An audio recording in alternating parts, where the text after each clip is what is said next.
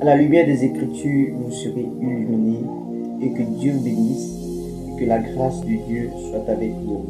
Nous avons un verset dans lequel nous allons chercher à comprendre la pensée de Dieu. Dans le livre de Matthieu, le chapitre 6, au verset 22, il est écrit ceci. L'œil est la lampe du corps. Si ton œil est en bon état, tout ton corps sera éclairé. Aujourd'hui, nous comprenons que nous portons des verres et en ce moment, nous comprenons que l'œil est si important. Parce que sans nos verres, nous ne pouvons pas mieux voir. Nous ne pouvons pas percevoir de loin comme de près. Alors, il est important pour nous d'avoir des verres. Ce que vous devez comprendre par là, c'est que Christ est donc notre lumière. Car il dit, je suis la lumière du monde. Et si nous n'avons pas cette lumière qui est Christ, comment pourrons-nous être éclairés? Le monde dans lequel nous sommes est un monde obscur. Et sans cette lumière qui est le Christ, nous ne pouvons pas percevoir. Tout comme nos verres, les lunettes que nous avons nous permettent de voir de près et de loin afin de pouvoir lire ce que nous n'arrivons pas à percevoir sans les verres, parce que nos yeux sont affectés.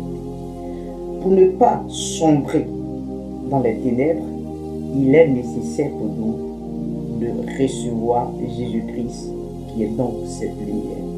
Nous comprenons par là que sans l'œil, le corps est dans l'handicap.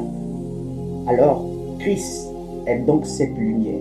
Si nous n'avons pas Christ, alors nous sommes perdus. Raison pour laquelle chaque être sur terre doit rechercher cette lumière. C'est pourquoi Dieu, connaissant ces choses, il se fait voir. Il ne reste pas très loin de nous. Il vient près de nous.